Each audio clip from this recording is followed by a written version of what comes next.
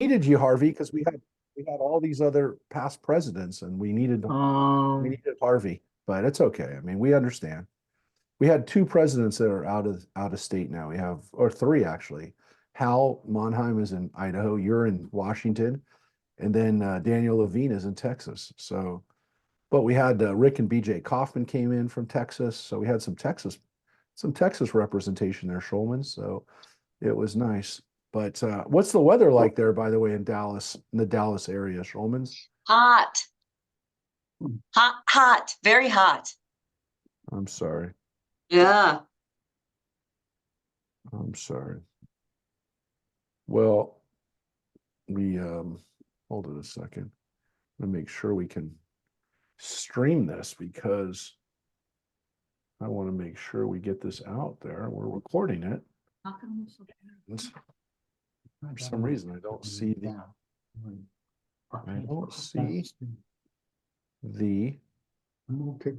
stream, the ability to stream. And I've had this problem before.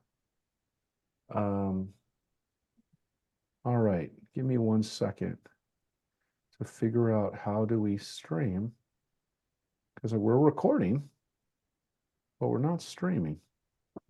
And that's weird. Okay, here we go. I found it. Here we go. So I hope everyone's doing good. We're going to read some interesting Talmudic texts tonight. I think we're going to see some stuff that you might say is pretty eye-opening. We had a great study session here last night, too. We've been studying a lot lately over the last 24 hours.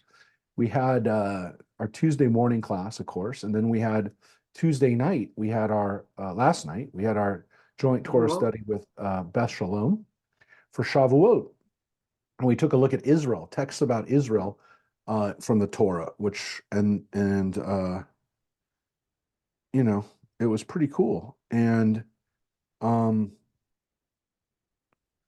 you know, it was very cool that we had, let me get this off there. It was very cool that we had a chance to study with Rabbi Siegel from Beth Shalom, and we had a chance to have some of their congregants kind of be studying with us here. And so it was a lot of fun and very interesting. And we talked about, again, texts about Israel. And just to kind of summarize what we talked about, and I don't think we're going to read anything necessarily today that relates to it, but we talked about how the Torah actually sets up our covenant as a covenant, not just with God, right? The covenant is obviously with God and with us as a people, but with Israel as our land. And so I kind of made the point that the land is integral to the covenant. The covenant includes the land.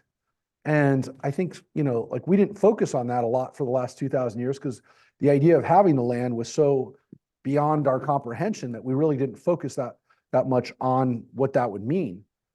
But in the book of Deuteronomy in particular, and I showed some texts, it's very clear that the land is important, and to some extent, our staying on the land is part of the agreement, not just that we continue as a people, that we continue as a people on the land, and that if we get punished by being thrown off of the land, that's a punishment. And I made the case that it's even kind of, to some extent, one of the reasons why the Bible doesn't focus on heaven and hell as a reward, especially in the Torah, or punishment. The reward and punishment laid out in the Torah is your connection to the land of Israel. And that's why, it's just not there. The emphasis is really on the land of Israel. But I will tell you that in the Talmud, we'll even start seeing it, that the focus then does start to go towards heaven and hell, as we've already seen. And because, again, much of the Talmud was written by Jews that lived in Babylonia in the diaspora, the focus is less on the land, more on connection as a people that live anywhere and can live anywhere. But they're diaspora people that wrote the Babylonian Talmud, but also that the focus starts turning more on behavior along the lines of, again, good behavior. It's based on following the rules of the Torah, but that the reward and punishment becomes much more personal. The collective punishment of the people, we see a lot less in the Talmud. It starts focusing a lot more on individual responsibility, which again, it does exist to some extent in the Torah, but it's really collective responsibility. So we'll take a look at that actually today. That issue of personal responsibility in the Talmud.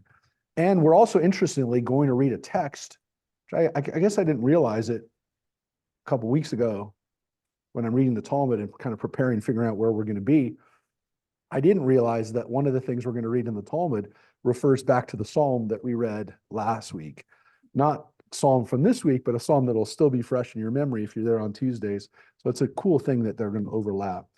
But today, as I kind of build it, we're going to start with an interesting conversation about what kind of prayer does God say?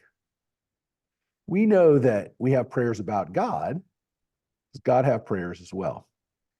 And we're going to take a look at that right away. And then it shouldn't surprise us because we read a couple weeks ago that God wears tefillin, which are part of prayers. And again, the word tefillin actually is, even though we call them phylacteries or we call them tefillin, but the little boxes that we wear on our head and on our arm, the word tefillin actually means prayer. It's a prayer box. Tefillah is prayer. Tefillin are the things that we put on. So they are prayer. They're not amulets. They're not clothes or decor. What's the word? Accessories. They're not accessories. They are prayer. So we're going to talk about, so we heard that God has tefillin too. So we have tefillin, God has tefillin. We have prayers, God has prayers. And we're going to take a look at this. So it says here in the Talmud, and we're on page 7 actually, Rabbi Yochanan said in the name of Rabbi Yosef, from where does it derive that the Holy One, blessed be he, prays? As it is stated, I will bring them to my holy mountain and make them joyful in the house of my prayer. This verse does not say the house of their prayer, but rather the house of my prayer. From here we see the Holy One, blessed be he, prays. And the reason is because in the book of Isaiah, and here's the line, because those of you who are with us for Isaiah, it literally says, I will bring them to my sacred mount, let them rejoice in my house of prayer. The word in Hebrew is Beit Tefillati, the house of my prayer. What's interesting, of course, is it doesn't say their prayer, it says my prayer. Now you could say it's my house, so it's my prayer, a prayer to me. But the rabbis do something very clever. They say, no, it's because God prays in that house. And so from that, they derive that God prays. So they have, in their minds, they now have proof that God prays from the Bible. Of course, they're not going to make it up. They're not going to just say God prays. They're going to say, where can we show that in the Bible? And they showed it. God's prayer, not your prayer, not in the third person, my prayer in the first person. So then we have to ask the question, the Gemara asks, so if God prays, what does God pray? Right? What does God pray? So Rav Zutra Bar Tovia said that Rav said, right? So this is a guy, again, quoting his teacher, Rav. God says, look at this prayer, may it be my will that my mercy will overcome my anger. And again, that's all it says, but the way we understand that is towards Israel for their transgression, right? So I'm mad at Israel for the things that they do, but I hope that my mercy will be stronger than my anger. That makes sense that God would say that. It's an interesting way of thinking about it, as God is in charge. But that's not it. May my mercy prevail over my other attributes through which Israel is punished. Now, again, the reason is, it's not a great translation, so it kind of requires that. The Hebrew word is racham, which means mercy. So we know the word rachaman It's one of the words we call God, God the merciful. We say El Maleh Rachamim at the funeral, right? God full of mercy. So it's one of the things we talk about God is Rachem, is merciful. What's interesting, of course, is the word mercy in Hebrew is actually connected to the word for womb. It's the same womb same word in Hebrew. Rachem is a womb where a baby is carried. So it tells you that in Hebrew, we see mercy as connected to a uterus. Interesting. So let my mercy be bigger than the Hebrew word there is midot, which they translate as attributes, but I would actually translate it more as my sense of measuring out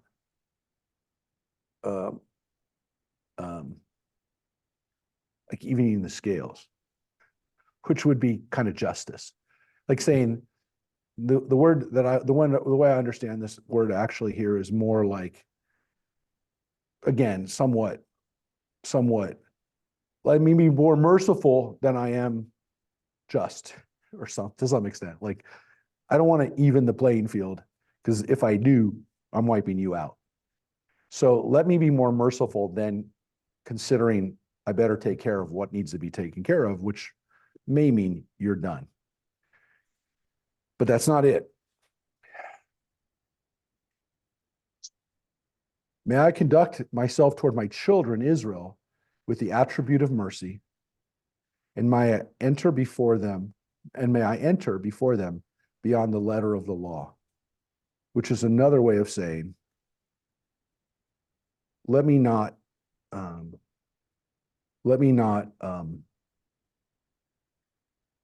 hold them accountable for everything they've done wrong. Because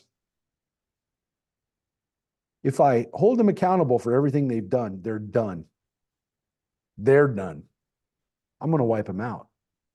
So God has to pray for, essentially, self-control. And to some extent, to be more merciful than just.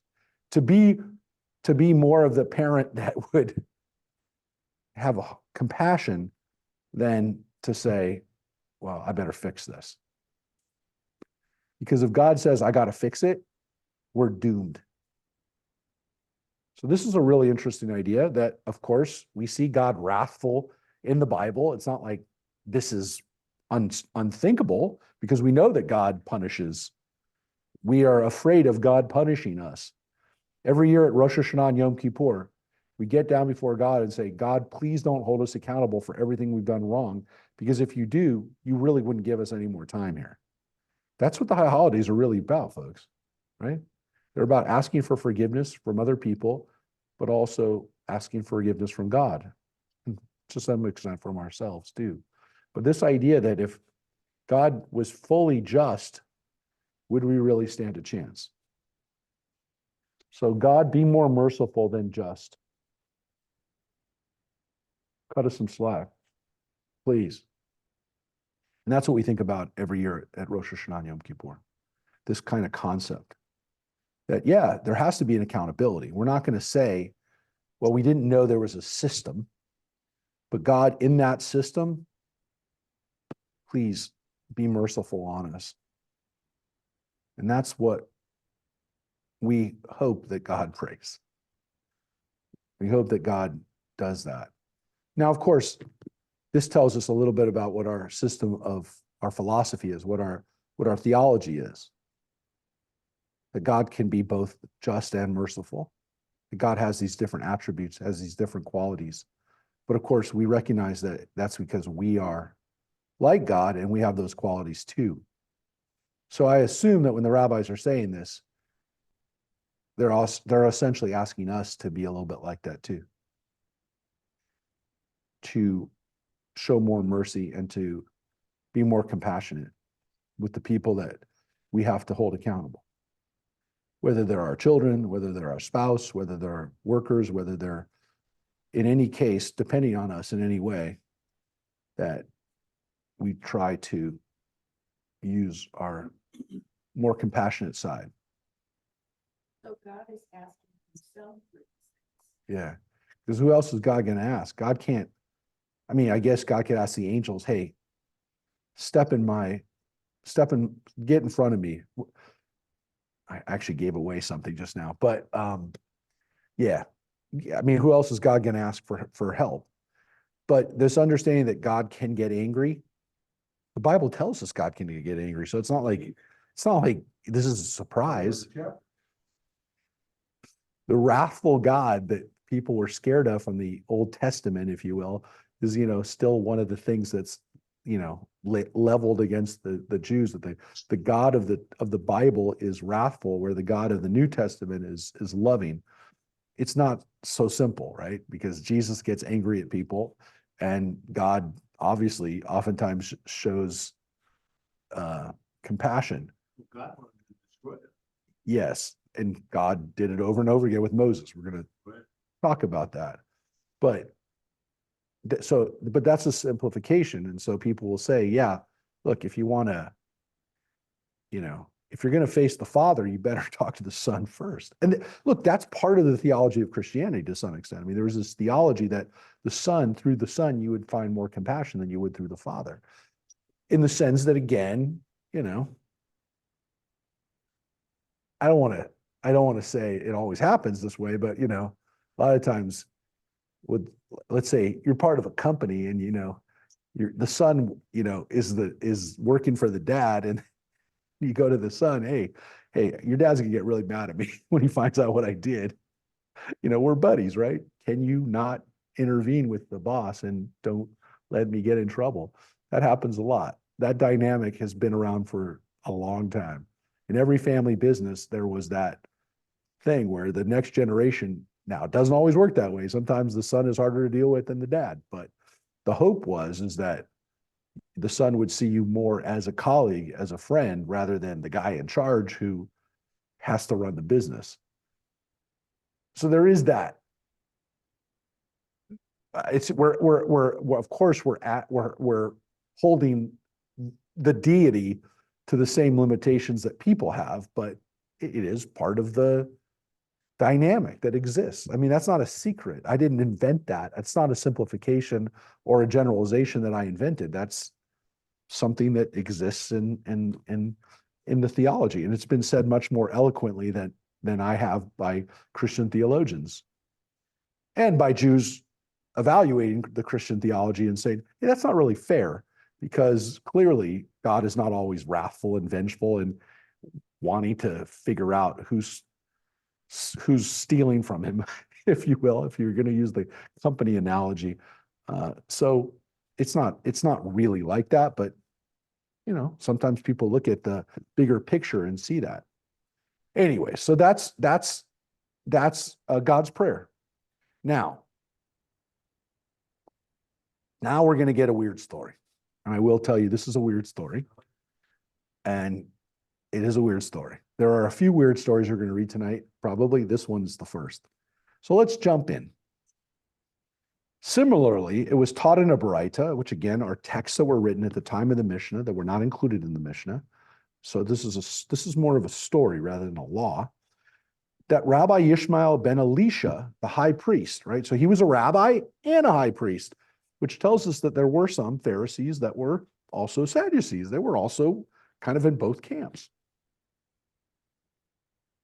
Which, by the way, is kind of an interesting thing by itself that happened. But he said, once on Yom Kippur, I entered the innermost sanctum, the Holy of Holies, the Kadosh Kadoshim, right? To offer incense. And in a vision, doesn't actually say that. That part's not there. It says, I saw a Katriel Yah, the Lord of hosts, one of the names of God, expressing his ultimate authority, seated upon a high and exalted throne. That's a weird scene. Now, first of all, no one can go into the Holy of Holies except for the high priest and except on Yom Kippur. So there's one day when this guy can go into the Holy of Holies. And on that day, he went in there and he saw God, or at least an expression of God. I will tell you that if you look at the notes on this, which I don't think I can show you because I think the notes on this are actually in Hebrew, but if we looked at the notes on this, let's just see if there's a midrashic one that's, nope, that's in English. I will tell you that, let's see if any of this commentary is in English. No. Well, that's, first of all, that's Rashi. That's not in English, and that's not on this part yet anyways. A Katriel Yah is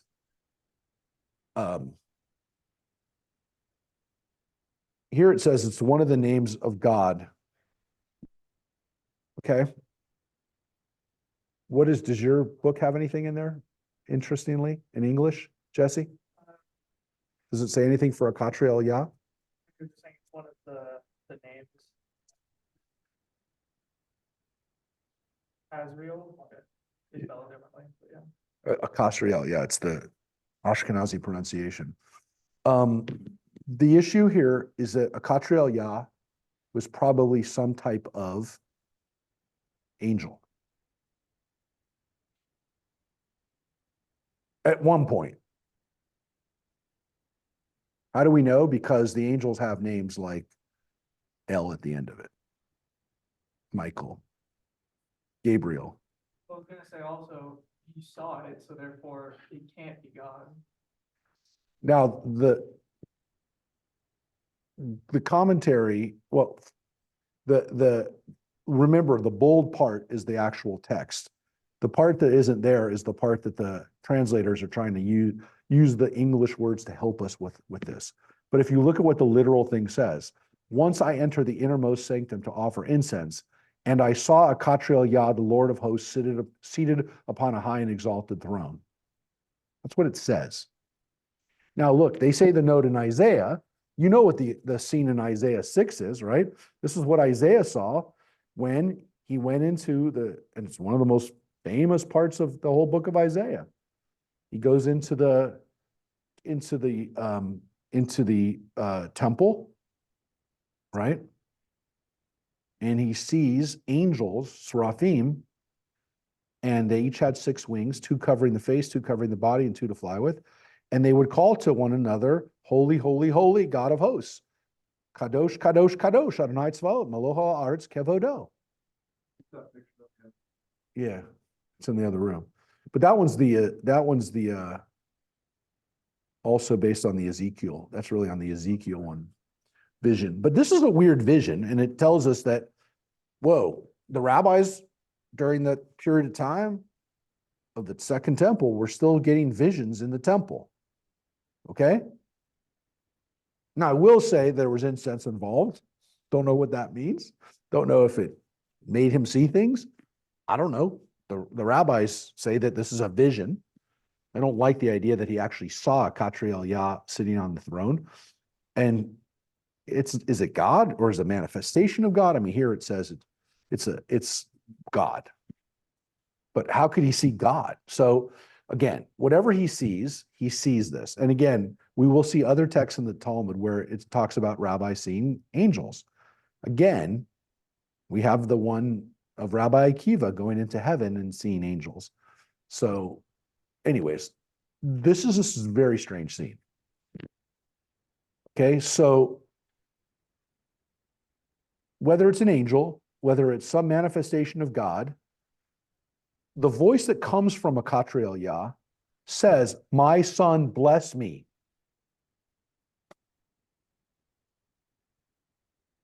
My son, bless me. That's the literal words. My son, bless me.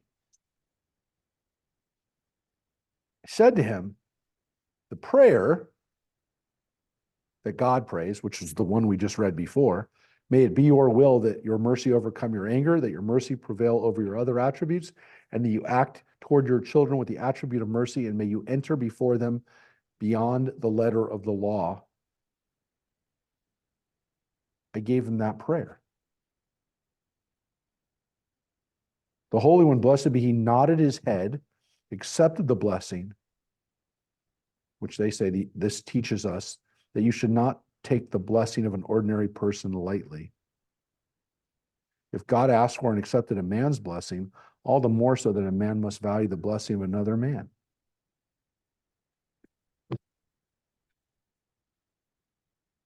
Now, what's interesting is, well, there's a lot of interesting stuff here, which again, some of it I can't answer for you. I don't know exactly how we're supposed to interpret what this guy saw.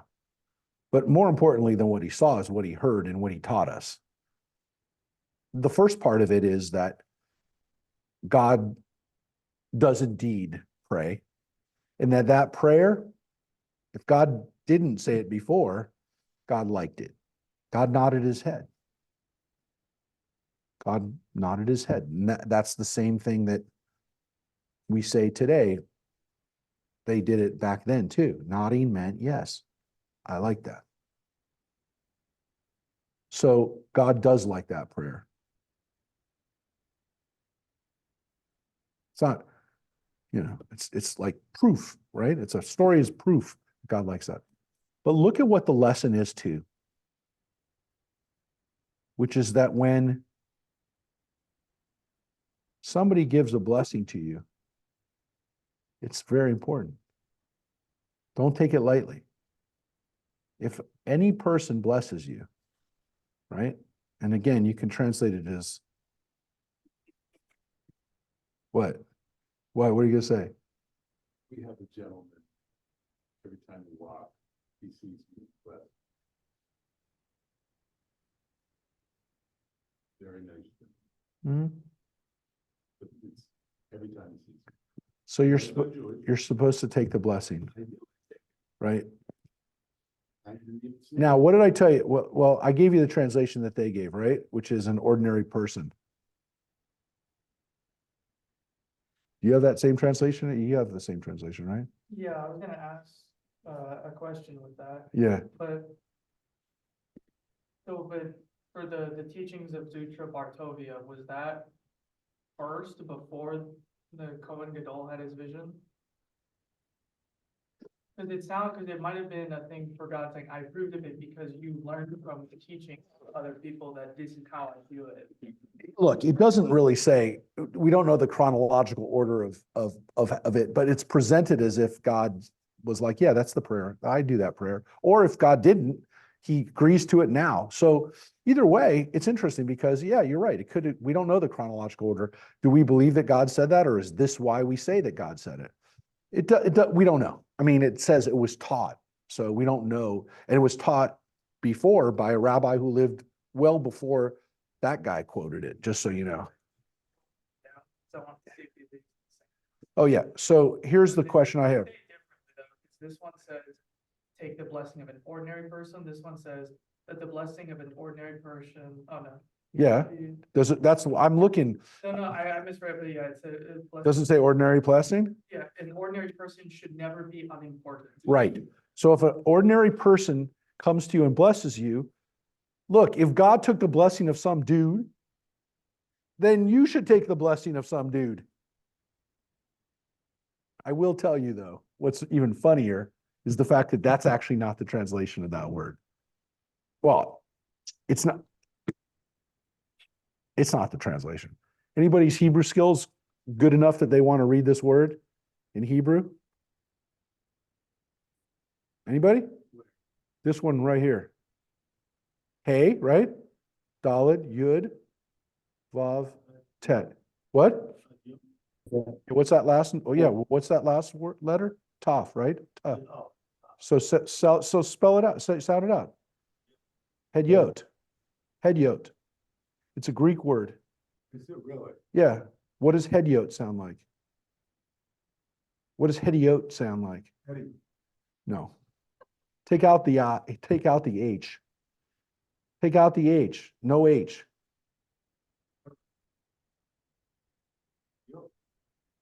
Take out the H. What are you left with? This is the Hebrew transliteration of a Greek word. They knew the Greek word. Idiot. Oh. Hedyot. Hedyot. Hedyot is the Greek word idiot. So he says, if you take they translate it as ordinary. Look, does the Greek word idiot sometimes mean an ordinary guy? Yeah, but it also means an idiot.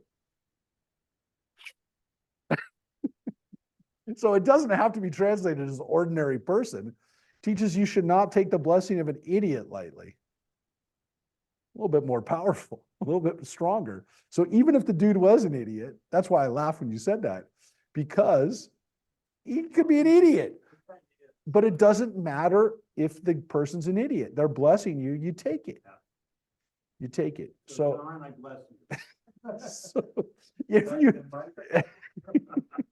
so what's interesting about this is that, look, there's a discussion here that kind of is mind-blowing, that God's sitting in a throne, which, by the way, implies that God's always sitting in that throne, just we're not there to see God sitting in the throne. That means when the high priest was there, he walked in, he happened to see God in the one day that he's actually allowed to go in and see God. But forget that for a second. I mean, forget the understanding that that's what was going on in there. That our prayers are important, and that a prayer of anybody is important. It's a nice idea. Now, that little discussion gets into another interesting discussion, and really, it's really based on, like, well, what else do we know about people? And to some extent, blessings, and also just behavior. But it goes back to something that Mike said about Moses. Rabbi Yochanan said in the name of Rabbi Yossi, from where is it derived that one must not placate a person while he is in the throes of his anger? Rather, he should mollify him after he has calmed down. As it is written, when following the sin of the golden calf, Moses requested the divine presence rest upon Israel as it had previously.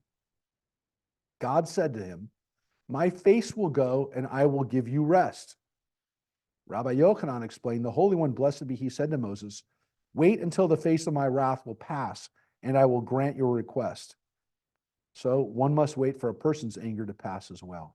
So what's the lesson from that? At the golden calf scene, God is furious because we're worshiping the golden calf at Mount Sinai, where we were told not to make golden idols. We made it right there. So God goes crazy. God says to Moses, I'm going to destroy everybody and I'm going to start over with you.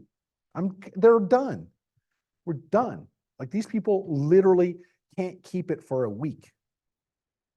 So God is, I'm going to destroy him. Moses says to him in that place, as he's still angry, will you, again, this is all the commentary, but this is the intention of it. God basically said, God, can you not be angry with the people, just be with the people. Just do what you do, protect them, let it go. And God said to Moses, no, I will go, do what I got to do, and then I'll calm down. So we just talked about the wrathful God. Mike said, what about, all the times that Moses has to calm God down? Here's one of them. This is the most famous one. It's not the only one, right? There's dozens of them in the Bible. All the way from Exodus, all the way through Numbers. Actually, into Deuteronomy, there, and then there's a repetition of them in Deuteronomy. That's how you read that? Yeah. How do we know this? My face will go, which is what it says in the text. So that's in the text. That's in Exodus. That's right after the golden calf. That's chapter 33. My face will go and I will give you rest. The rabbis interpret that to mean I'm going to let it out. I'm going to let my anger out, and then there'll be peace. So I've got to do what I got to do. Yeah, well, except there's going to be some punishment first. And so God punishes the people that took part in the golden calf, right? They die. They get killed. They die both by plague and by being slaughtered. So the people responsible for it get killed. So God is going to punish the people.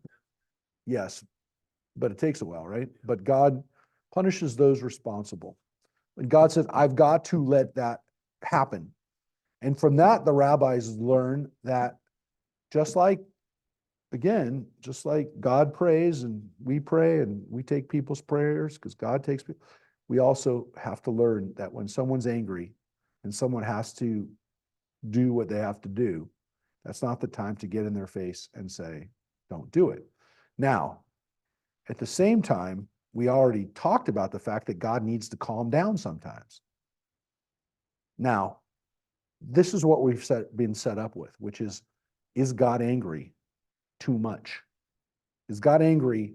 Is God angry in proportion to how often God should be angry? Or is God mostly not angry? Because essentially, if God was always angry as God should be, we'd be gone. And so that's what they've essentially put out there. They've put it out piece by piece by piece, and they've made this case that if God were really angry all the time, we wouldn't be here. So God must let this pass. This is obviously a horrible example, like the worst example, one of the worst examples of things we've ever done as a Jewish people, right? It's really the paramount horrible thing we've done. But obviously God forgave us. But of course, there's a lesson, which is that it happens with people too.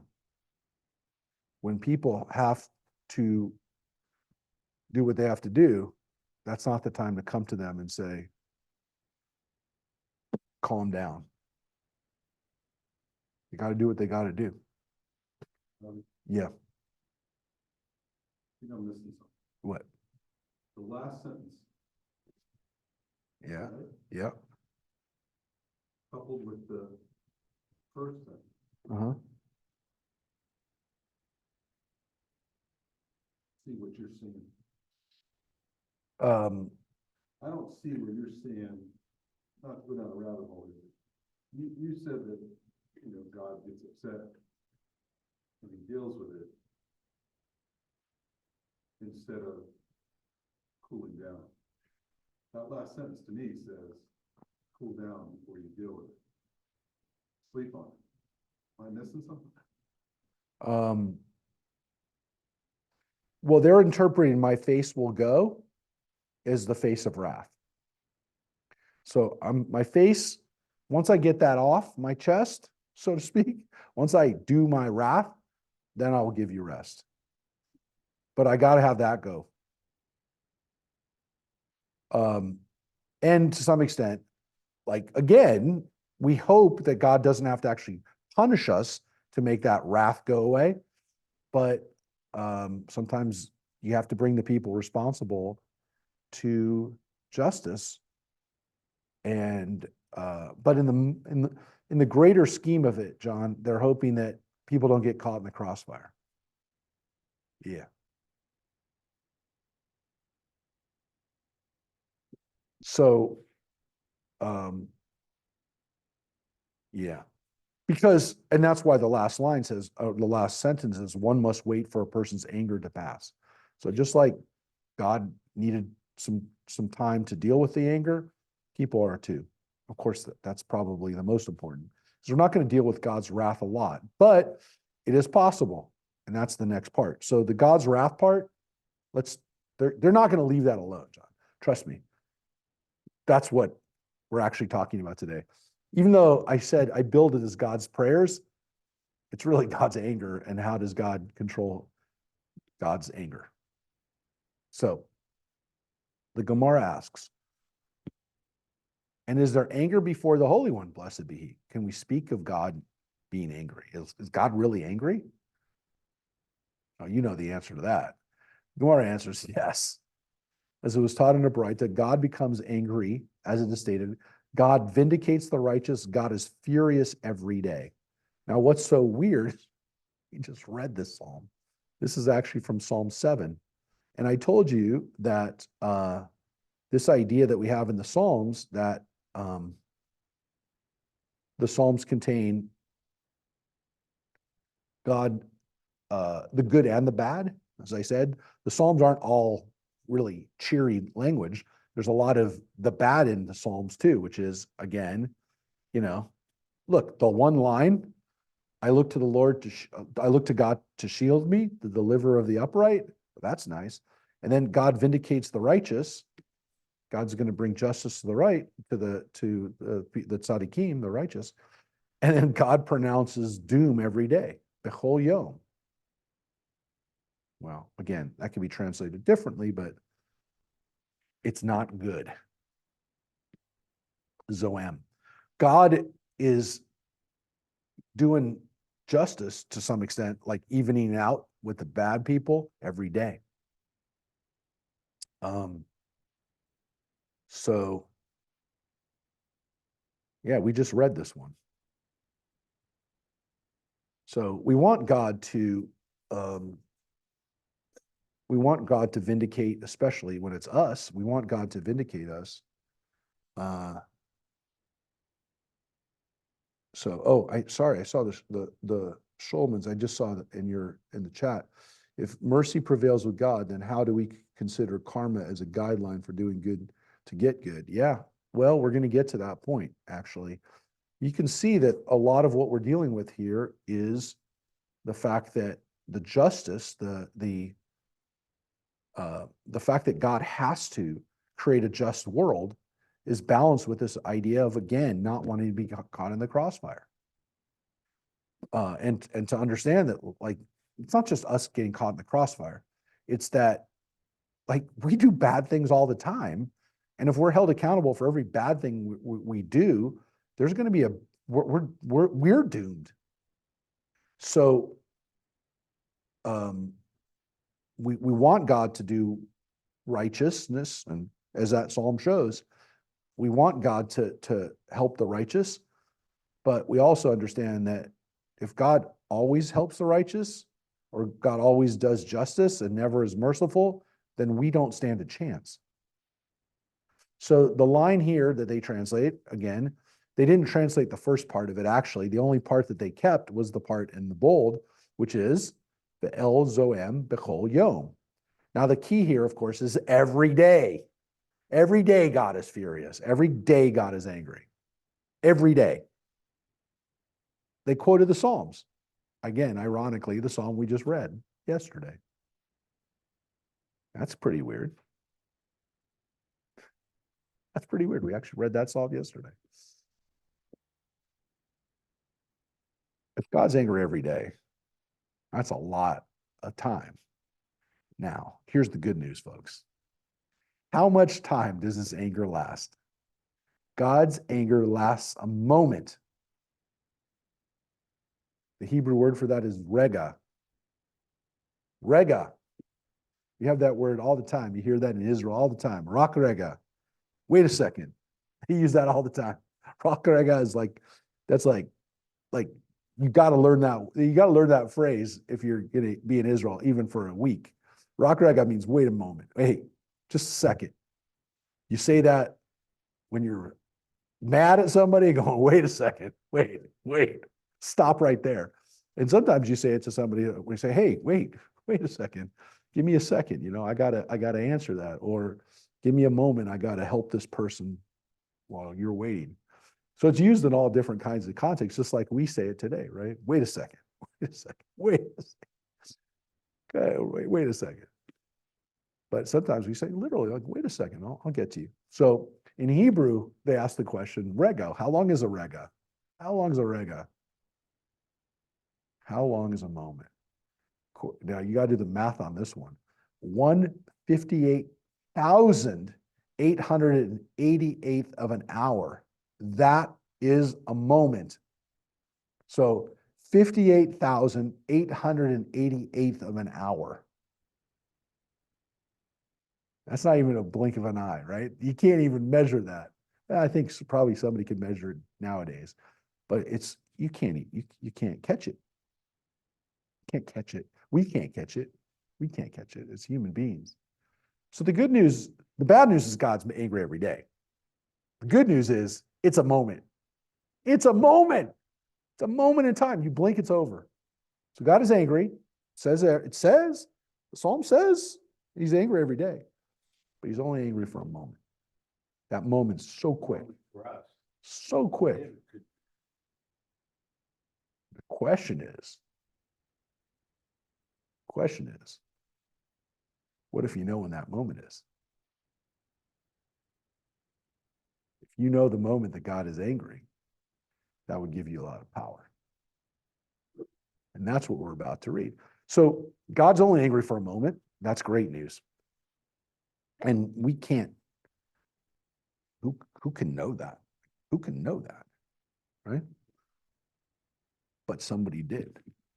Balaam knew it. Balaam was the most powerful wizard, or whatever you want to call him. In the Bible, he's like, he's like a prophet. He talks to God. God talks to him. God gives him information. But he's considered the most powerful. But of course, he's wicked. He uses that information that he has for bad stuff.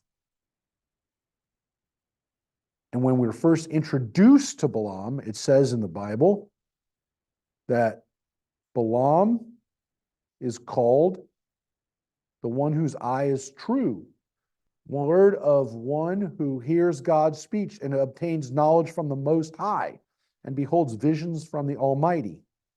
And as I told you when we read this section in the Bible, what's amazing about Balaam is that he was well known in the Middle East. Not only is he well known, he's the earliest person that we ever have biblical record of in our Bible who's mentioned in another source. Told you, we found the Deir Allah text in Jordan, again in the 40s. We found this text that mentioned Balaam, son of Beor. Same guy. It's an Ammonite text. The Ammonites knew who he was too. And the text was dated from 2800 BCE. How do we know? Because it was in a cave that collapsed. And we could carbon date it. And no one ever got into that cave. And so we knew that this was the same guy. So when people ask, who's the earliest person in the Bible that we have proof existed? It's this guy. That's pretty amazing. And the Bible says right here, he's pretty well known and he knew God and he was well known by the Ammonites who also talk about it. And the Bible says he's not Jewish, but he, of course, in our Bible represents someone who understands the intricacies of the universe, but uses it for bad. He has divine knowledge, but he's not using it for good. But he has power. But he could have. But he didn't because God wouldn't let him. But he could have. And why? Why? Because he knows when God's angry. He knows the exact moment God's angry. So what he could have done, as we're going to see, this should not be understood to mean that Balaam was a full-fledged prophet. That's not what it says, folks. That's a, here, let me turn down the air. It's even cold. Even I'm getting cold. Yeah, it said it's 72. Son of Beor. Yeah, well, that's his dad's name. Balaam, it does not say in the Talmud. That's a commentary so that Orthodox folks shouldn't think that Balaam was really a prophet. Not only was he a prophet, the rabbis just said he's a super powerful prophet. So they're trying to make it like he's not powerful. The Talmud just said he was powerful. That's a line that's taking away from the power of what's actually being said. I don't love that translation. But what they're saying is, and this is in the text, now clearly Balaam didn't know the mind of his animal. How did he know the mind of the Most High? If he could not understand the rebuke of his donkey, he certainly was unable to understand the mind of the Most High. Balaam doesn't understand everything. But that doesn't mean he's not powerful or that he's a full-fledged prophet. The Bible already said he was. And the Talmud knows he is because they quoted that part. But they're saying, look, when he was on his donkey and his donkey saw the angel and wouldn't go, and he starts beating the donkey, and the donkey finally turns around and says to him, why are you doing this? Don't you see the angel? Don't you know you're not supposed to do this? Essentially, right? It's an amazing story. It's one of the funniest stories in the Bible, and it's meant to be funny. So they're saying, if this guy can't even figure out what his donkey's trying to tell him, how could he really know God? How could he be so smart? So again, he knows stuff, but what does he know? Is he the only non-Israelite Hebrew that we know that's a prophet? None. Oh. So Mike asks, is he the only non-Israelite that the Bible refers to as a prophet? Well, I will say this.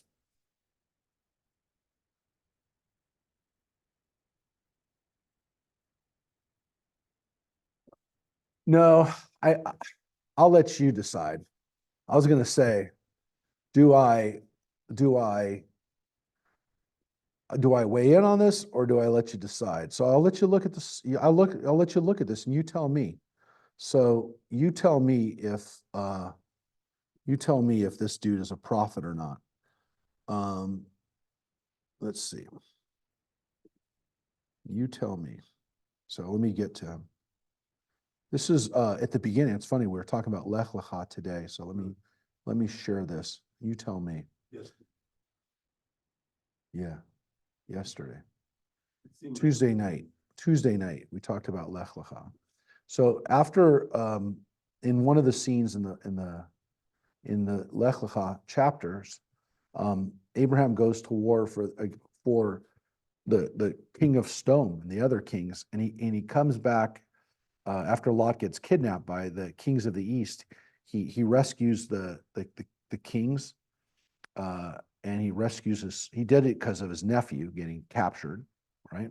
And he comes back, and it says that they came to Salem, which we assume it's Jerusalem. That's what it's taught, but it doesn't say that. It says Salem. And it says, and King Melchizedek, king of Salem, brought out bread and wine, and he was a priest of God Most High. And he blessed him, saying, Blessed be Avram, the God of the Most High, creator of heaven and earth. Blessed be God Most High, who has delivered your foes into your hand. And Avram gave him a tenth of everything. So this is Melchizedek. We don't really know. He's definitely not Hebrew, but he's worshiping God. And he's called a priest, but he's also called a king. And he gives a blessing. And he kind of represents something not Hebrew, someone not Hebrew who seems to understand God. So I don't know what he is. People don't really know what to make of him, other than I will tell you that and I'm not a Mason, so I'm not going to tell you what Masonry says about him. And then later on, the Mormon church says about him. Not going to, I can't get into the whole thing, but he becomes a representation of, at least for Gentiles, somebody who can become a person who understands God, who's not Hebrew. There is even a teaching that Melchizedek is actually Jesus, that this is an early representation of Jesus. So look, I don't know, but I do know that Melchizedek is never does anything bad. So he's not like Balaam, who later on, even though he doesn't curse us, he ends up leading the Midianites in this orgy prayer service that ends up getting the Israelites into trouble, and they end up dying, and Balaam ends up getting killed in the battle of Baal Peor. So Balaam is not a good guy, but he is powerful. So they're saying, okay, but there's something wrong with the guy. His donkey is smarter than him. But here's what they said. Rather, this verse from Numbers teaches that Balaam was able to precisely determine the hour that the Holy One, blessed be he, is angry. At that moment, Balaam would utter his curse, and through God's anger, it would be fulfilled. So, if you know the exact moment that God is angry, you can tell God who to be angry at, and it works. So if Balaam had been successful, or if God had let him get away with it, in the moment that God was angry, Balaam would have said, and curse Israel, and then that would work. So basically, God's anger opens up for a moment, and if you know how to direct God's anger, you can wipe somebody out or a people out. That's what Balaam can do. That's why Balaam was powerful. He wasn't powerful because he was so smart. He's not even as smart as his donkey. But what he did have is this skill, this knowledge, this inner knowledge of how to control God's anger. It's a really interesting idea because, again, it seems like a silly story, but it actually teaches us a really profound lesson, which is that sometimes people who are really powerful in one way are really not powerful in another way. And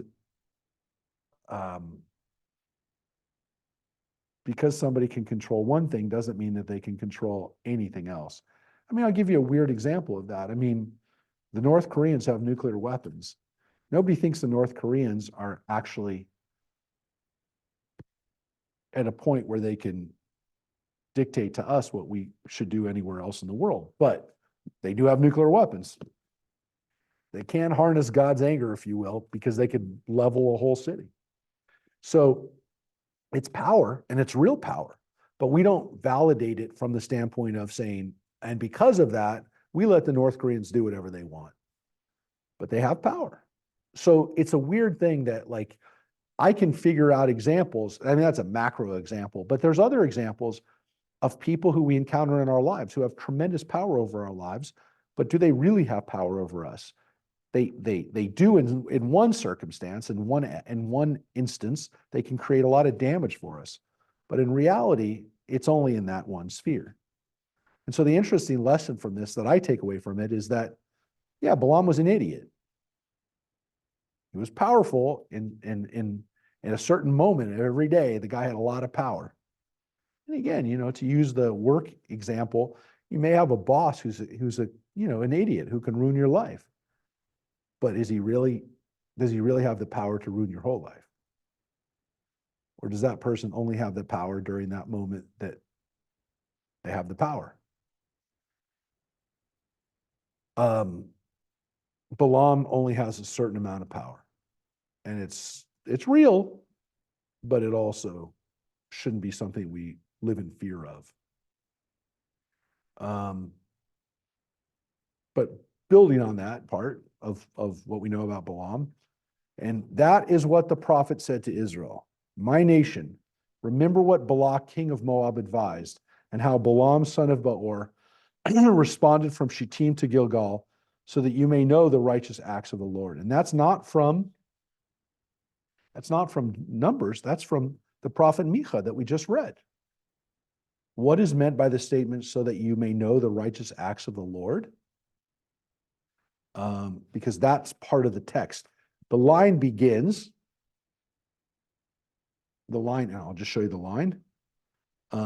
Remember, we talked about this when we read Micah. There aren't a lot of stories of the Bible that are in the prophets, but this one is.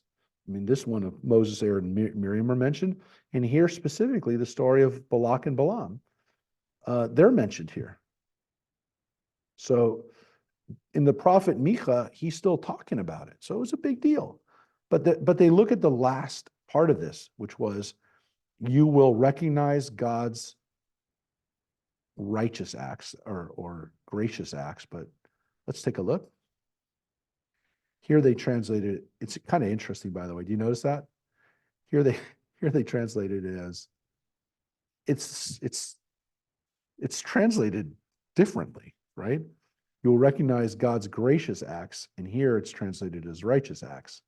I mean, it's the same line in Hebrew. It's just a question of how you're going to translate it. They wanted to translate it as righteousness here because Rabbi Elazar said that the Holy One, blessed be he, said to Israel, know how many acts of kindness I performed on your behalf, that I did not become angry during the days of Balaam the wicked. For had I become angry, there would have been no remnant or survivor remaining among the enemies of Israel. Now, they tell you that when it says the enemies of Israel, that's a euphemism for Israel itself. So don't read enemies of Israel. They're saying it's really Israel. There would have been no remaining survivors of Israel if God had listened to Balaam, right? And that is what Balaam said to Balak. How can I curse whom God has not cursed? And how can I condemn whom God has not condemned? this verse teaches us that all those days, God was not angry. So God wasn't angry with us, at least on those days, because God didn't do it. God didn't do it during that time. During the days that we were in front of Balak in the desert, God didn't do it. God must have not have been angry at those days. How long does his anger last? God's anger lasts a moment. And how long is a moment? Rabbi Avin, and some say Rabbi Avina, which are very similar names, said, a moment lasts as long as it takes to say the word rega. How long is rega? Rega. That's a moment. So God's only angry for a moment. God's not angry the whole day. God's only angry for a moment. What'd you say the saying was? Rega rock? Rega, rock means only, and rega means a moment. So rock rega, only a moment. Rock rega. So if you say that to an Israeli, they know that you're speaking Hebrew, right? Because now you're talking their language. Wait a minute. Just wait a minute. Rock rega. Rock rega. So we're going to get to a really funny story in a second. From where do we derive that God is only angry for a moment? John actually already said this. Well, in a way. His anger is but for a moment, his favor for a lifetime.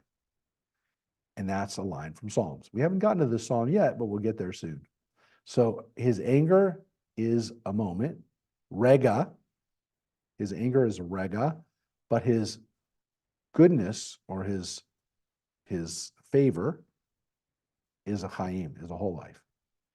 And if you wish, say instead from here, as it is stated, hide yourself for a brief moment until the anger passes, which is a line from Isaiah, meaning that God again is only angry for a moment.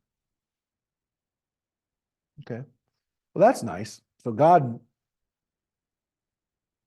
angry a lot less time than God is being very merciful and very happy and likes us. But God is angry. And now we're going to get to the funny story, or not a funny story. Well, you decide if it's a funny story. I'm going to tell you it's a funny story. You tell me. The Gemara asks, when is the Holy One, blessed be he, angry? When is this time? Abaye said, God's anger is revealed through animals. The animals know. The animals know. Look at the animals. I'll tell you, right? Like your dog or whatever is starting to bark when there's an earthquake. God knows. The animals know when God is ready to unleash. And here's what they say. During the first 3 hours of the day, when the sun whitens the crest of the rooster and it stands on one leg, when it appears that its life has left him and he suddenly turns white, that is when God is angry. Now, look, I don't know enough about roosters to tell you what they're talking about. My next door neighbor has a rooster. Well, he's actually one house over. So there's a house and then there's a house over. I hear the rooster in the morning, but it's not that bad usually, unless I haven't been sleeping, in which case I don't need that. I think it is. I'm pretty sure it's illegal. I don't know. I don't know how this dude does it. Walk over there and see when God's angry. I do know that my dog doesn't seem to be bothered with it, but I do hear it when I walk my dog past the chicken. And I think it's kind of funny because it's kind of like, makes me want to play my banjo. No, I literally hear that rooster. I'm like, where are we? Where are we? But I think the guy's actually, I'm not really sure. I think he's Armenian or I think he's somewhere from the Middle East. Not exactly sure, but he lives on the corner. And he has a lot of plants. Like it's kind of, I don't know, it's kind of cool, I guess, but I don't know enough about what goes on. And I don't really want to ask him because I don't really support this rooster in my neighborhood. But I guess there's a point in time where the rooster, well, at least the crest of the rooster, the head on his head turns white. Okay. Well, I'm sure this has been observed. They didn't make it up. I haven't seen it, but let's just assume. So the Gemara asks, the rooster also stands that way every hour. What kind of sign is that? It doesn't help us. Roosters do that all the time. So some guy says, well, it's when the rooster looks like changes. And it's just like, obviously. But they said that happens too much. Well, they say the difference is that every other hour, when the rooster stands in that way, there are red streaks in his crest. But when God is angry, there are no red streaks in the crest. You got to get real close to the rooster, by the way, know this. But this is how you know when God is angry. The rooster's crest isn't red anymore. It's just white.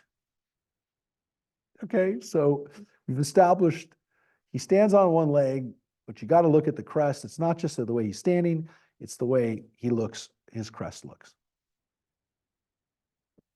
That's not the funny story, by the way. That's not a story. That's an observation. This is the story. I love this story. I love this story for so many reasons. The Gemara tells a story. A certain heretic, and we don't know what that means, by the way. I want to tell you what kind of heretic this was. We don't know. Is this somebody who's a Christian?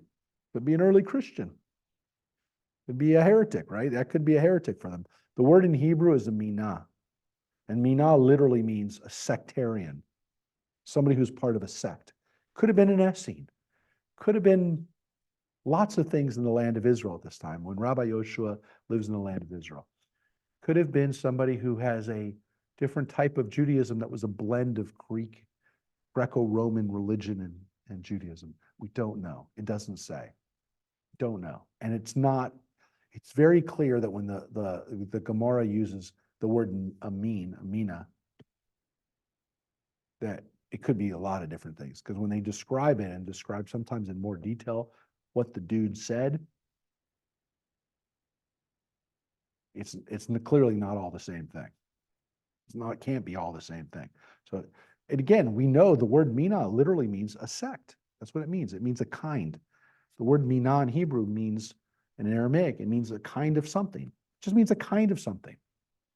Something, that's what a sect, it's like, what sect is it? I don't know. It's a sect. The denomination, whatever. We don't know what he would say exactly, but he upset him by challenging him about the verses. The literal words are, he would bother him in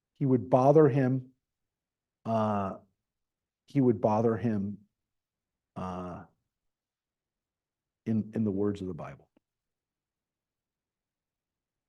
So he would quote the Bible. He would say this, the Bible says this. How do you interpret that? Because, and he would challenge him because he said, this is how I interpret him. And again, like, it could have been a Christian. The guy interprets the Bible differently. And he would say, this part actually says it's really about Jesus. So it's like your neighbor that keeps bugging you and you're like, just leave me alone. Like your neighbor, Mike. No, your neighbor who gives you blessings. But it's saying this guy was bugging him regularly. Bug him with the verses. And again, I wouldn't say it's legitimacy. It could be interpretation of the verses. Just bugged him with Torah, with quoting the Bible, the way he, again, probably understood it. One day, Rabbi Yoshua ben Levi took a rooster and placed it between the legs of the bed upon which he sat, or laid down on. I mean, he was on his bed. He puts the rooster by the bed while he's on the bed. And he looked at it and he thought, when the moment of God's anger arrives, I will curse him and be rid of him. So he tries this at home. And you always know, don't try this at home. But he brings in the rooster into the house. He's not going to, I guess he could have gone out there, but he brings the rooster into him so he can study it. And he figure out when is that moment and that crest is turning white. So they said, the heretic, not the rooster, I'm getting rid of the guy. I want to know the moment. When the moment of God's anger arrived, Rabbi Yoshua was sleeping.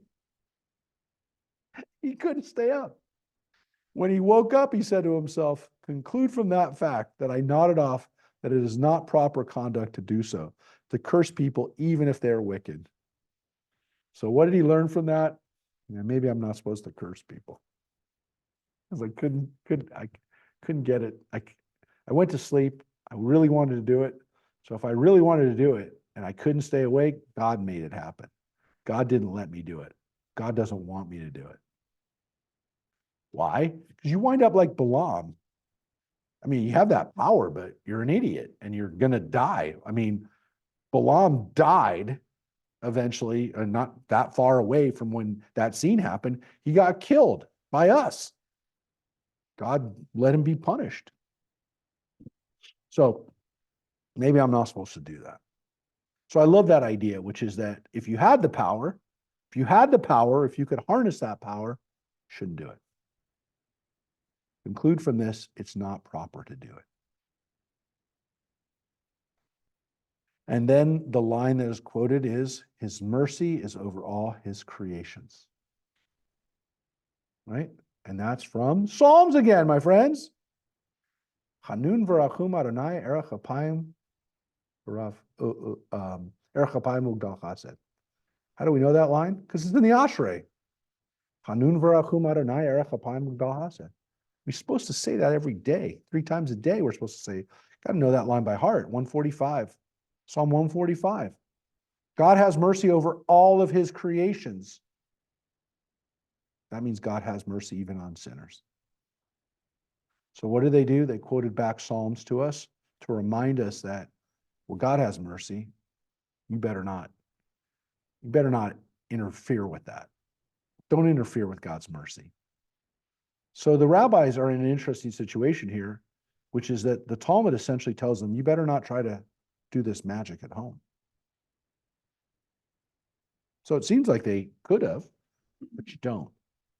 You let God be merciful. You don't try to harm people with God's power. No. Don't. Well, you can buy a rooster. Just don't use it to curse somebody. You need to have the rooster at home in order to figure that moment out. So it's an interesting, it's funny. I mean, I think it's kind of a little bit of a funny story, but there is an interesting and a powerful lesson in there, which is that whatever power we have, we got to be careful because God is merciful and we should be merciful too. So we shouldn't use whatever power we do have to mess around and to try to not allow people to have compassion. Well, I guess they're saying it's a waste of time, yeah? No. No, because like it's cursing somebody, you spend all that time staring at the rooster to find this very particular Yeah, detail, I- and then utter a curse on somebody when you could be doing 100 more productive things. well, you would say that, but clearly the rabbis some of them, if not all of them, have a lot of time on their hands. From the standpoint that they're studying, they're reading, they're Better use of your time than yeah. trying to figure out how to curse. But the point is that if you have that power, you shouldn't do it. Look, we're going to read other texts of the Bible where we can clearly see that the rabbis, some of them were able to do some pretty amazing things with God's power, harnessing God's power. But you're not supposed to do it. And definitely you shouldn't do it in a destructive way, because you probably won't know how to do it. And that's one of the things that we'll see in other places in the Talmud, which is it's not so much that it's a waste of time, it's that you won't do it right. And there are other texts in the Talmud where when people are given that power, they misuse it. They're interesting texts because it's essentially like, why doesn't God give us superpowers? Why don't we have superpowers? Because we would misuse them.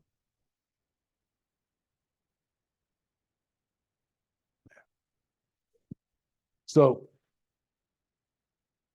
it also says, not in Psalms, but in the next book we're going to read of the Bible, Proverbs, moreover, it is inappropriate to cause the punishment of another, as it says in Proverbs, punishment even for the righteous is not good.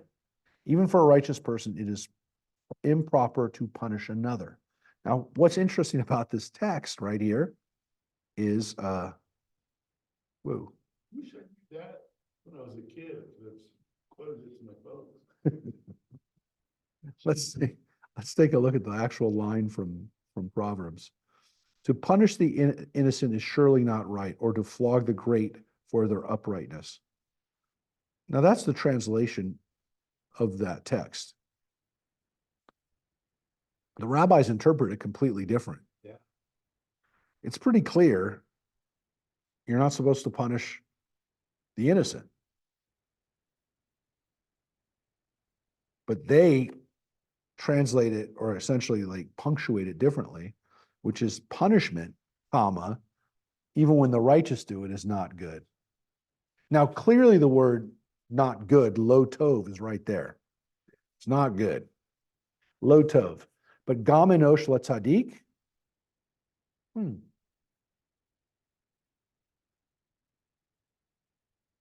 it's not good to punish the righteous. That's what a plain reading of it.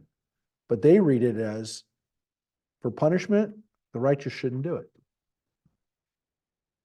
So they read it a completely different way.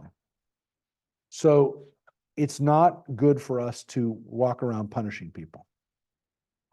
And there's their proof text from it. It's a strange one because, again, it doesn't seem to be the full, well, or the most plain reading of it, but that's the way they punctuated it. They literally punctuated it differently. Punishment, so don't be doing punishment. Even if you're righteous, even if you could do it, right? Even if you're the guy, right? They say in the Christian Bible that he is without sin cast the first stone. Even if you could, even if you are without sin, don't do it. Don't do it. That's God's job. And God tends to be merciful. You may not be so merciful. So they're backing up into this, right? How does this weave together? What do you mean? It seems so disparate. I don't, Well, what are we missing here? It seems You're- like there's just a bunch of statements. well, strung look, together. it's a little different than what we read, of course, in Pirkei Avot, which were also disparate paragraphs strung together, but oftentimes with a unifying kind of section together, or things that were grouped together. This is when the Talmud introduces something, they're going to look at it from a lot of different angles, right? So here we have this thing that started about God's prayers, which the rabbis interpreted to mean that God prays for mercy, or at least we hope God is praying for mercy. And then we get into this other issue of, as we said, is it really about God or is it about us? Right? And so they're going to talk about literally God getting angry. But they're also going to talk about us. And that's where it goes back and forth. But the theme of this is definitely, do we have time to be angry, but do we have the right or the power to control our anger effectively enough to get angry and to try to punish people in the first place? But we're going to go back to God being angry. Why is God angry? What makes God angry? That's what we're going to finish with today. What is, well, it depends. See how much we do. What makes God angry? It says it's taught in the name of Rabbi Meir, who lived just after the time of Rabbi Akiva. When the sun rises and the kings of the east and the west place their crowns on their heads and bow to the sun, the Holy One, blessed be he, immediately grows angry. What are they talking about? Again, this occurs early on in the day. God gets angry at the world in the morning, which kind of goes back to this idea of like the rooster crowing in the morning, the rooster wakes up, and that seems to be when God's angry. Why is God? They've kind of opened up this idea that God's angry in the morning. God starts his day pretty angry, which is interesting because so do I, especially when I read the news from the day before, especially when I read, first cup of coffee. Yeah, God is angry in the morning. No, that's actually not what they just said. The reason that God's angry is because every day, most of the world, including the most powerful people in the world, get up and worship the sun. Right. These idiots are worshiping the sun. And where are they worshiping the sun? All over the world. In China, in Spain, in Africa, everywhere around the world, Persia, everyone's worshiping the sun. Those idiots are worshiping the sun when they should be worshiping God. Why do they worship the sun? Because everyone worshiped the sun. They worship the sun here in at least the Aztecs did, yeah. When was this written? 1,800 years ago. So 1,800 years ago, the vast majority of the people, 99% of the world, worshiped the sun and various forms of that. Who worshiped the sun? The Romans, the Greeks, the people who lived in Viking lands.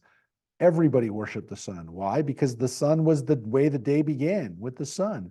The chariot of the sun going across the sky. Helios, the sun god. It was everywhere. It was everywhere. They didn't, but they knew that if the sun doesn't come across the earth in the morning, the way they saw it, we die. We die. Well, come on, in all fairness, they knew we needed the sun. This is after Moses got the 10 Commandments. Yeah. This is after. Yes, thousands of years later. Thousands of years later, after, I mean, this is over 1,000 years after Moses. But the problem is that people are still worshiping the sun. And we've been worshiping God for a long time. We should know better, right? Well, at least we seem to be doing a pretty good job of it. Other than the fact, as I've told you before, every darn synagogue that existed in the land of Israel had something like this in the middle of the synagogue, which is the sun god. Yeah, you saw it. Yeah, you saw it. You saw it in Sippori. You saw it. Yeah, you see it in every, this is the one in Tiberias. This is the one. Yeah, it was in Sippori. Here's the one in Sippori. I'll show you the one in Sippori. Yeah, I always take people to see this. Beautiful mosaics, right? Here's the one in Sippori. It doesn't even look real. That's not the one in Sippori. Thousands and thousands of years ago. Yeah, it's this one. This one? No, that's not the one. Sippori. Yeah, so they all have, I think it was this one. They all have the zodiac too. But in the center, they have Helios. They have the sun god. So look, I mean, we knew there was a sun. You know, how is he represented? Well, he's represented in a way that, seems a little bit divine. But look, the motif was so important that we put it in a synagogue during the time of Rabbi Meir. So Rabbi Meir's mad that everyone's worshiping the sun. And yet at the same time in his synagogue, because he lived in Sippori, in his synagogue, they had a Helios there. So fine. But remember that this is a fine, delicate balance between, I like the artwork and I like the symbolism, and I like the idea that there's a sun that we know that is the center of the day, and there's zodiac, and that there's a way of telling time, and this is all done by God. But it's different than you worship the sun. God is not happy that people are worshiping the sun all over the world. Again, it's not until about 150 years after Rabbi Meir dies that there's a guy named Constantine who runs the Roman Empire, right? He's the emperor who says, you know what? We're not going to worship the sun anymore. We're going to worship Jesus. Now that was a big break. That was a big, yeah, but there was a big thing that happened here, folks, which is Constantine, in all of the pictures of Constantine,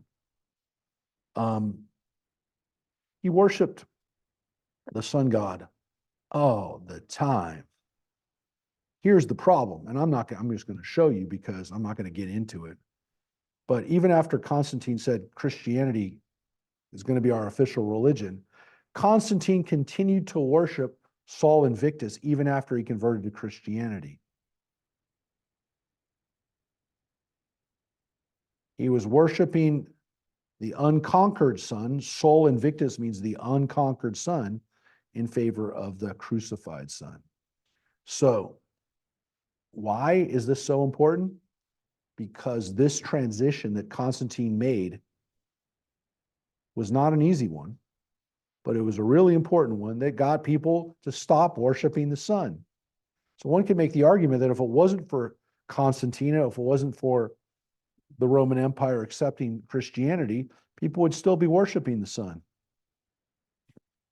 But this is 150 years after Rabbi Meir will be dead. So in his time, people are still worshiping the sun, and it's making God mad.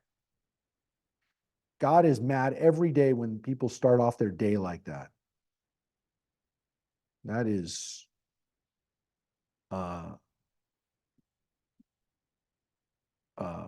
well, that's one thing that gets God mad. Let's read a little bit more. Rabbi Yochanan said in the name of Rabbi Yossi, we read same guy before, a single regret or pang of guilt in one's heart is preferable to many lashes administered by others that cause only physical pain. As it is stated, and she chases her lovers, but she does not overtake them. She seeks them, but she will not find them. This is again from the prophet Hosea. And she will say, I will go and return to my first husband, for it is better for me than now. That was a interesting text from Hosea, right? Who's a prophet who has to go and marry a prostitute, or his wife kind of became a prostitute after. It was a lesson for him. It was a lesson for all of us. And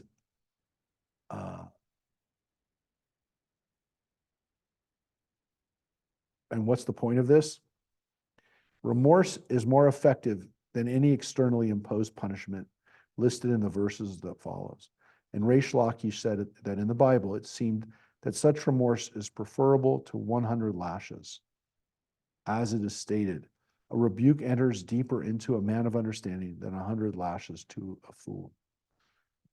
Now, this really does not have a lot to do with the previous text. And as John says, there's a lot of jumping around here. But what they're really talking about, of course, is God, how God punishes us. And when God punishes us, just as when we get punished by a human being, if you really want to get to somebody, get them at their heart. Physically beating them down is not going to get them to change their behavior. I mean, I can only tell you that there are parents who've learned that the hard way. Yeah, the guy that just put his kid on the treadmill. Being a kid, as we know, does not stop the kid from, it doesn't work. Eventually the kid will get big enough and hit you back. No, but in all fairness, they don't learn the right message, which is, again, if you have a relationship with your child, that if you said something to him or her, that they respect you and that the criticism or the rebuke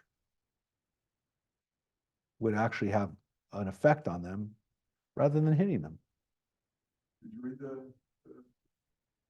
piece on Jerry West? Do you know about Jerry West? Yeah. And Mike, we did not dedicate our study to him today. Best Well, basketball player. well, wait a second. It's not too, He slept with a shotgun under his bed because of his dad. it's not too late to say that, yes. So thank you, John, for reminding us of something that Mike and I thought about before, which is, again, Jerry West, unfortunately, again, had an amazing life, but he lived to be 86 years old and survived a brutal childhood. Yeah. His mother beat him too. I don't know if you knew that. I only know what I read, you know. So, yeah, there are people who are, and it seems like he was traumatized, at least. So that's why he went into basketball to skate. Yeah. So the trauma that he dealt with as a child, it's an interesting point, and it is amazing that we got back to saying that this is a guy that, obviously, if you're a Laker fan, No, if you're a basketball fan, I'm sorry. okay, he is as people know, he is the symbol of NBA. He is He's a logo. he's the logo. He's the figure of the NBA. But yeah, for Laker fans, he was an amazing legend, both as a player and then later on as a general manager. But I remember I sat next to him on a plane once on a Southwest plane. Southwest, or yeah, I think it was Southwest. Maybe it wasn't Southwest now that I think about it. But I remember thinking to myself, why is this guy traveling coach? But that's why I think it wasn't coach. I think it was Southwest, where you have to get in the first seat. Or whatever, you get whatever seat you get on. So we both got on early, and I don't know if I sat down first or if he sat down first, but I do know that it was very obviously him, because he was, he was still tall. This was about 15, 20 years ago. And I remember thinking to myself the whole time, I got to say something to him. And I never said anything to him. I was too starstruck to say anything to him, but I was literally sitting right next to him, like in the next seat over. And I might have said, something like, do you need some leg room or something funny, just to like acknowledge that I knew who he was, but I didn't say anything to him. No, he wasn't. No, he was tall. Listen, he was still tall when I saw him, because as I saw him, right away, I recognized him in number 2. Like, he's sitting right next to, like, literally in the next seat. So he appeared, it appeared like, oh yeah, that's who it was him. So, and I think somebody actually said something to him. I think somebody actually walked past him and said, "Hey, Mr. West," and he acknowledged. So I know it was him. Anyways, but yeah, he was beaten brutally by his dad, and basketball for him was a way away from just getting away from beatings. Yeah, if you watch the Showtime series on yeah, he did not make him look very. He wanted them to. Yeah, it did not make him look like he was mentally able to even deal with the Laker coaching. But I don't know if that's true. But I'm not saying it. I know, but it made him look much worse than. I didn't. I mean, I would have, if I were him, I would have made it. I would have been pretty upset. But anyways, what's the point again? People, you beat somebody. It's not the way you get to somebody.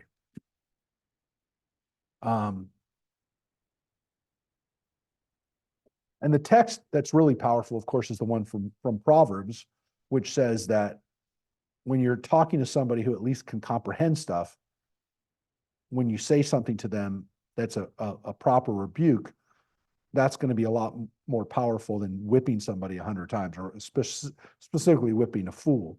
So not only do you not have to physically assault somebody, but if somebody is smart, which they're saying both to somebody if you have to rebuke somebody, but also if you're a smart person, you don't have to be beaten. The person can tell you what you did wrong and you understand it. So it's both for the person who would rebuke and the person who would be rebuked.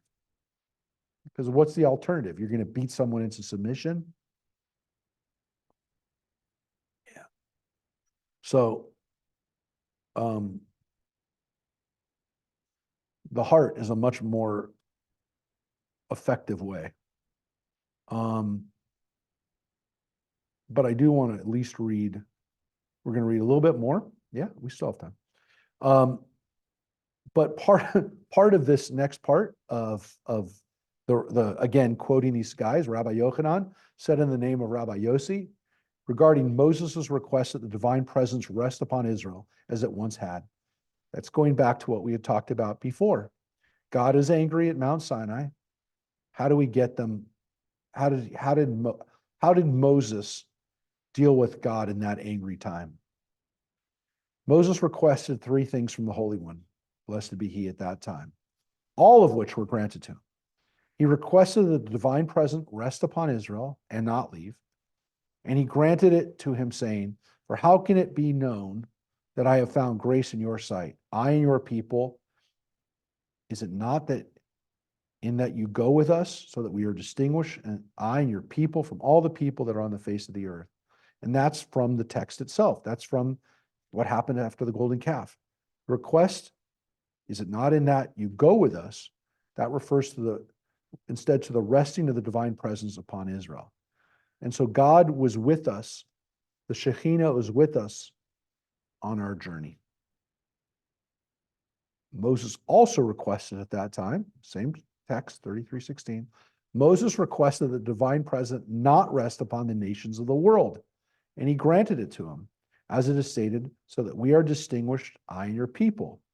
The reason that Moses said that, right, was so that God's divine presence wouldn't go to anyone after that. So God don't go to other people. So rest with us, don't rest with other people.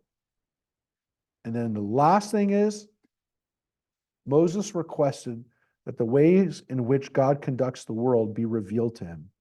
And he granted it to him, as it is stated. And just before that, it says, show me your ways and I will know you.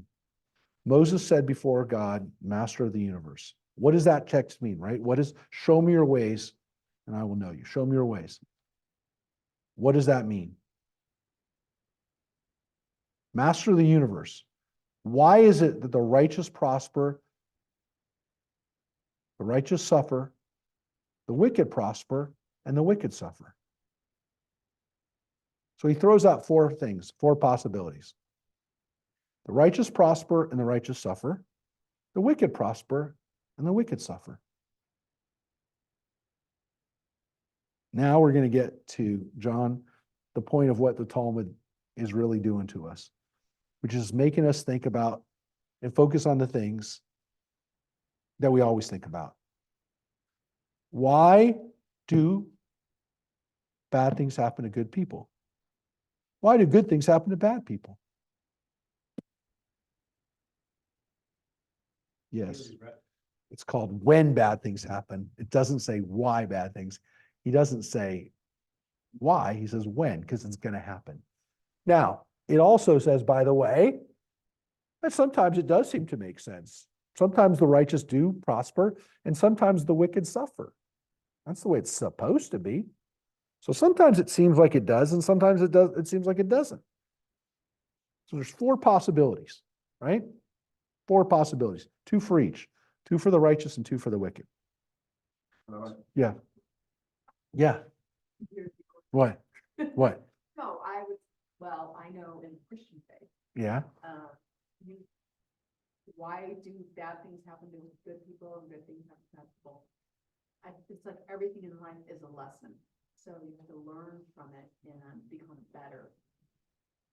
Okay. Kind of the way I look at Look, it. that's not a Christian thing. Anybody can, Well, you can believe that. And I probably believe that myself. But the Talmud's going to say there's got to be a system. And God had the system, and Moses wanted to know the system. Now, if Moses wanted to know the system, of course, we want to know the system too. And it's going to give it to us. Now, this is a heavy duty thing because this is a theology that, at least is presented here, that the rabbis are going to throw out. So if you're going to throw this out, this is what we're going to finish with. I'll leave it at that. Well, here it is. So God asks Moses, how does this happen? How do these things happen? God said to him, Moses, the righteous person who prospers is a righteous person, the son of a righteous person. who is rewarded for the actions of his ancestors. The righteous person who suffers, and so when you see a righteous person who suffers, not prospers, the righteous person who suffers is the son of a wicked person who is punished for the transgressions of his ancestors. The wicked person who prospers is a wicked person, the son of a righteous person who is rewarded for the actions of his ancestors. The wicked person who suffers is a wicked person, the son of a wicked person, who is punished for the transgressions of his ancestors. So what that just told you is it's not just up to you. It depends on those who came before you. Well, that's a scary, scary thing, because it doesn't just mean necessarily, and that's why they translated it as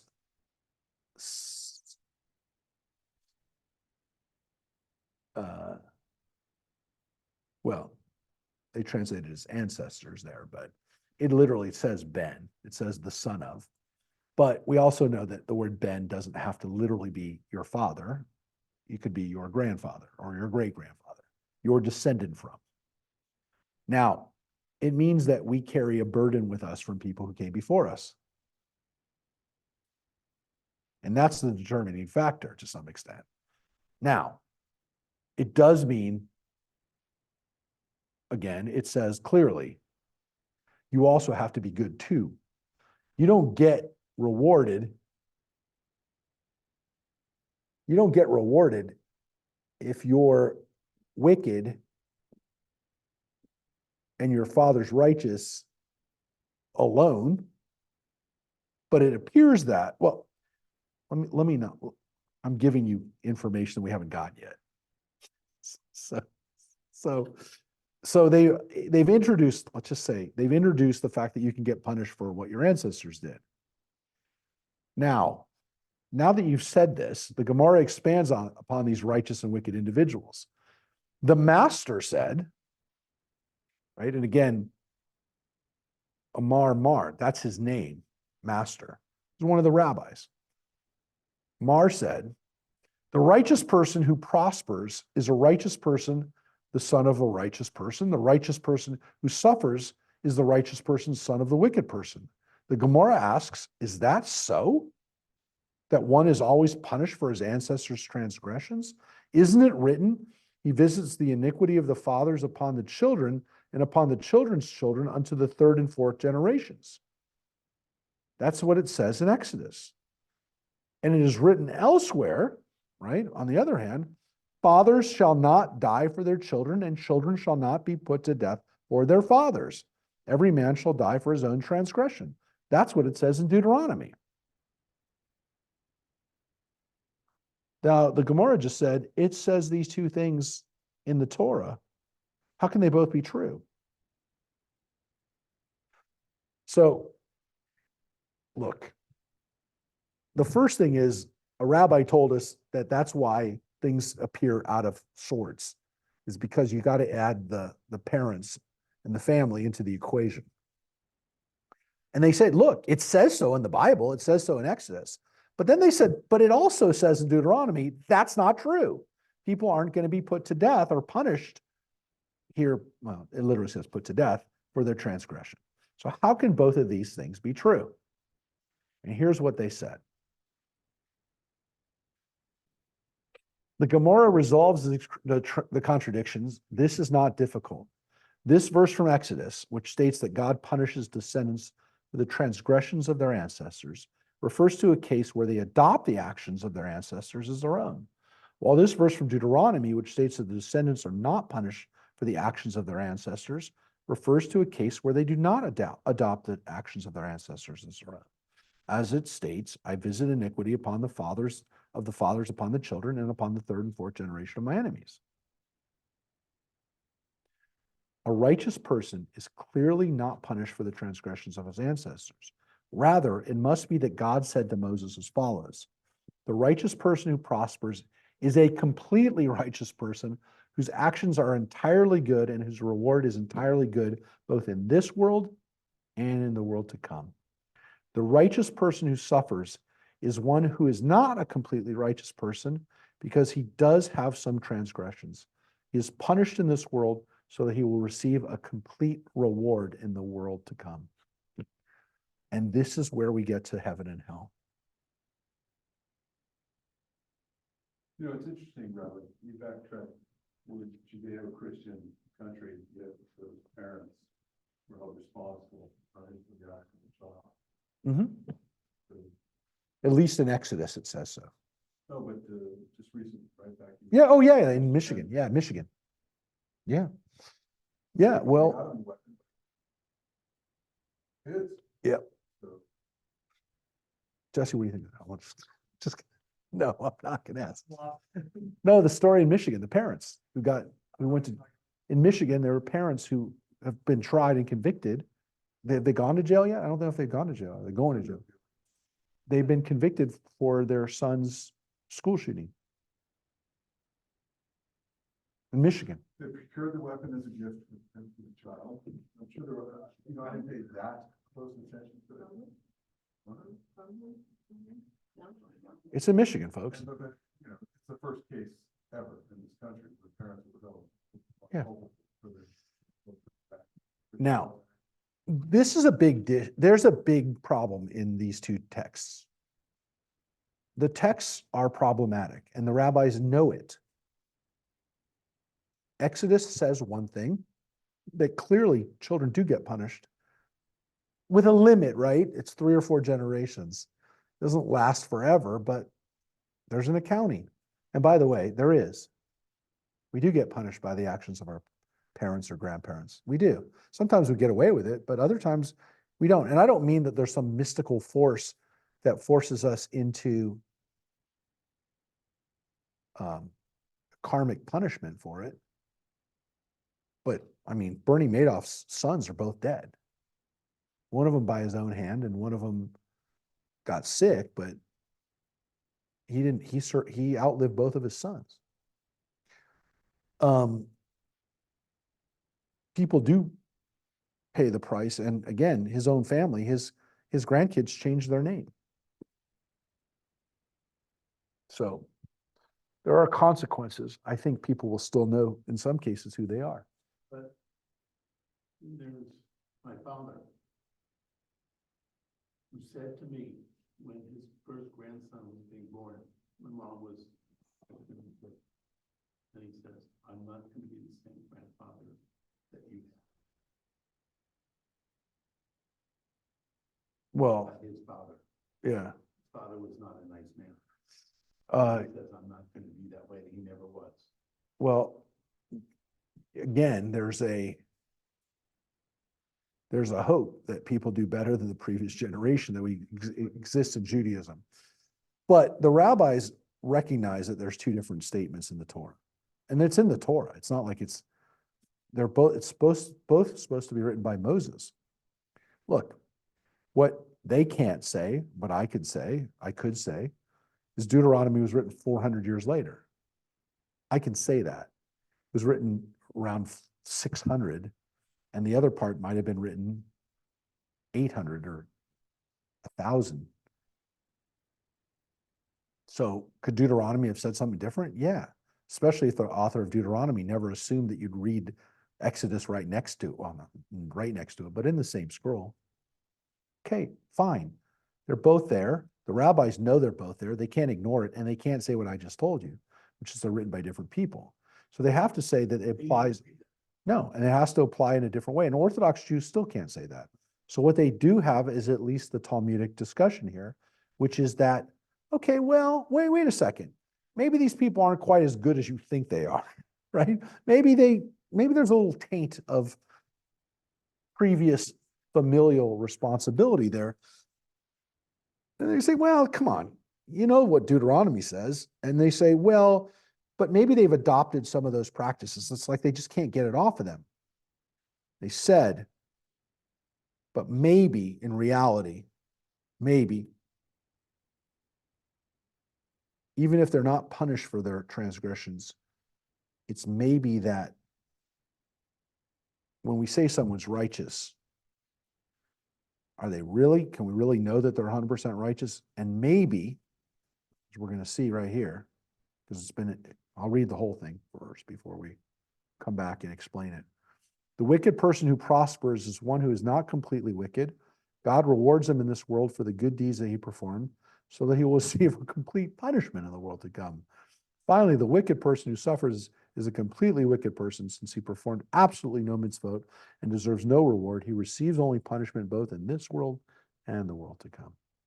So the four people that they described apply to maybe slightly different kinds of good and bad people, which is that if someone's really wicked, they're going to get punished here and they're going to get punished in the world to come. Somebody who's wicked, who's getting away with stuff now, it's so that they get punished in the world to come, and they're going to get punished, and they're not going to be part of the world to come.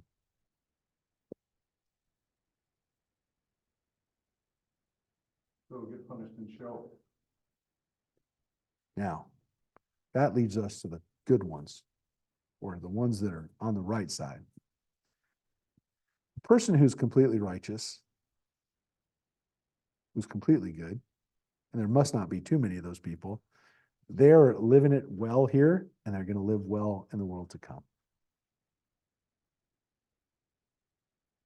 But most of us are hopefully in this second category. We call them Benoni, the people kind of in the middle. But let's account them as being good. But they still are suffering. And the reason that they're suffering is so that they will get a complete reward in the world to come. That's the important part here. The people will be able to they'll be able to get a complete reward in the world to come. So what happens in this world to someone who pretty good, not perfect, mostly like us, hopefully, doing more good than bad, but we're not. At least 4 of the 5 people here. Well, there's 6 of us here. It's 5 to 6. Yeah, which one doesn't? Not the same. But the people who are suffering, even though they're good people, it's so that in the world to come, they don't have to suffer at all. And that puts us into a sense of, well, there's the system. Now, again, whether we consider that a lesson, as Glory put it, as a lesson, or as the rabbis put it, let's get it over with here. We're only here for a few decades. In the world to come, we get to enjoy it. So when we get punished in this world, and we don't deserve it really, we're getting punished disproportionately, it's so we don't get the disproportionate punishment in the next world. So that's an interesting way of looking at it. It's a way that people do look at it. I know people who look at it that way. They look at, and we kind of talked about it before when we talked about sufferings of people suffering with asurin. We read about it, the people going through suffering in this world, whether those sufferings of love, those punishments of love, as we call them, as the Talmud called them, those help purify us in this world so that in the next world we don't have to go through any suffering. It's a system. It's a way of making sense of what we call theodicy. Why do these things happen? So it's a way. It's not. I'm not saying it's the only way that you have to have, or it's the right way, but it is a way.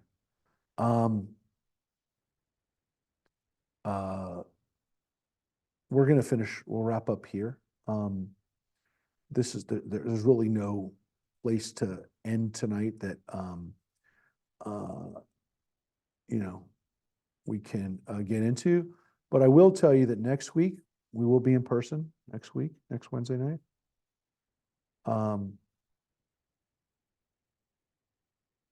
That we are going to read about some interesting stuff about our relationship with God, and goes back to again some of what we have from Moses, some of what we have from Abraham, And we'll say that we'll we will revisit some of the stories that we read about in the Bible.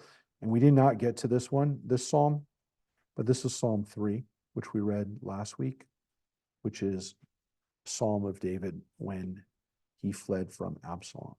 So it is, we're reading a lot about Psalms, but we will actually also visit some of the Psalms that we're reading. So, wow, so many good things.